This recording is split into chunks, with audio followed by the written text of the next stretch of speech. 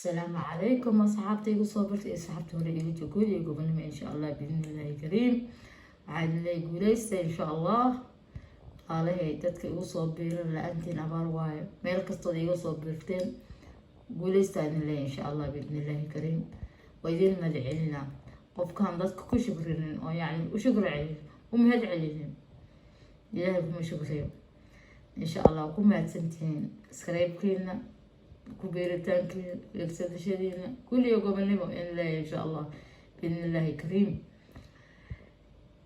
dadka kaloo iga fiirsado walaalaha iskaleebka laysa hal iskaleeb xaqiiqan kale bimaysa insha Allah lacag la'aan waaye idinka lacag xaqiina kama aha guriga gobolnimo ilaa waxay la isla fiirsano gabadhi caashada uur kale la weynayay oo dareemeedkeeda la helay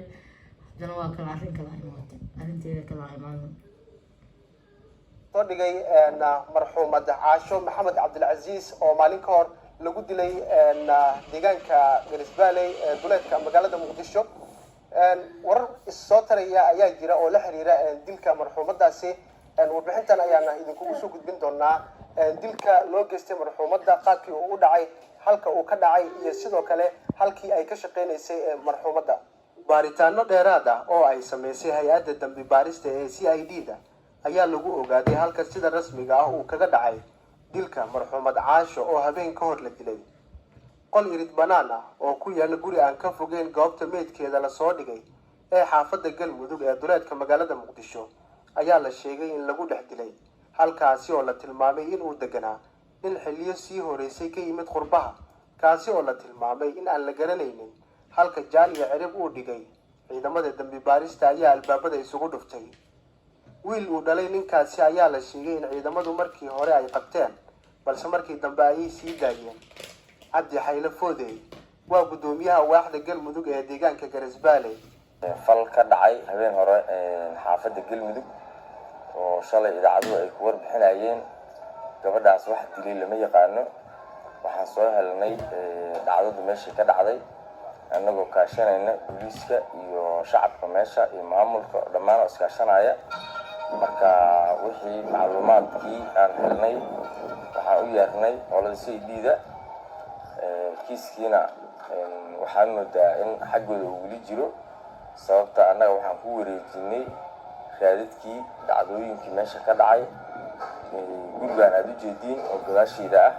waa gurigii dilku ka dhacay oo loogu geystay marxuumadda marka waxaa hadalkeena oo ku saabsanaa shirkeena jaraa'id shalay dhacdadii ahayd lama yaqaano wax soo dilay gabadhaan baaritaan sameynay booliiska maamulka shacabka deegaanka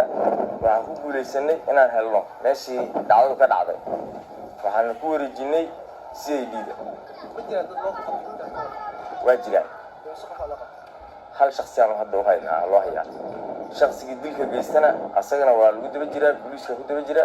ayadana laga rabaa jawaabtaas annagana wixii caawina waa caawinaynaa waxaa deganay shakhsigii dilka geystay booliska Soomaaliya ayaa wada baaritaano la xiriira dhacdadan lagu beegsaday gabadha kadibna meedkeeda la soo dhigay xaafadda Galmudug marxuumadaas oo lagu magacaabi jiray Caasho Maxamed Cabdilcasiis ina hooyo Raaso Siraad Cusmaan 20 jir ahayd ku dhalatay Qallaafe isla markaana deganay degmada Garisbaale taasoo la dilay isla markaana meedkeeda laga helay xaafadaas ayaa lagu soo wargeliyay ciidanka booliska Soomaaliyeed arrintaas dhacdadaas dilka Caasho waa arrin aad u fool xun qoyskii eheladii iyo qaraabadii ay ka dhimatay Caashana waxaa leenahay inna lillahi wa inna ilayhi raaji'uun ilaahay iyada naxariistii janno ha siiyo qoyskeedii iyo qaraabadii dadka ay ka baxdana samir imaan ha siiyo hoggaanka baarista dambiyada ciidanka booliska Soomaaliyeed waxaa socda baaris arrinta lagu kurgalayo walow eedeysanihii ilaa hadda aan gacanta lagu haynin laakiin ay socdaan baaris iyo dabagallo la xiriira arrintaas marxuumad caasho ayaa ka shaqeynaysay maqaaxi ku taala goob geeraj ah oo ku taala Sarkuusta hooyo Xakiimo Macalin Ciise Sheekh Cusmaan waa maamada ay u shaqeynaysay caasho waxay inooga sheekaysay xilligii ay isugu dambeysay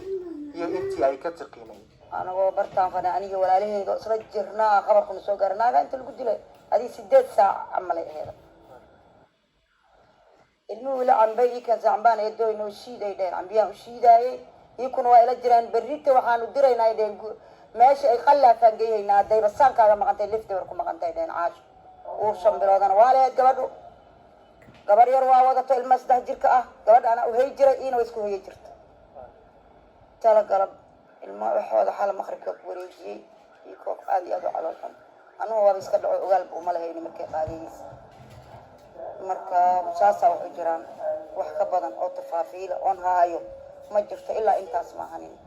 ehelada marxuumad caasho maxamed cabdilcasiis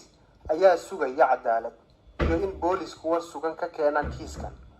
zakariya axmed mud saxaabi hadda waa kaasaa wallaahi bilaahi ilaahay hortaa subxaanahu dadka wax dilaayo oo wax dhibaataynayo asagaa dhib qaba asagaa maanta dulmigii uu geystay uu meel naftiisa geeya laayahay marka ilaahay ha soo hanuuniyo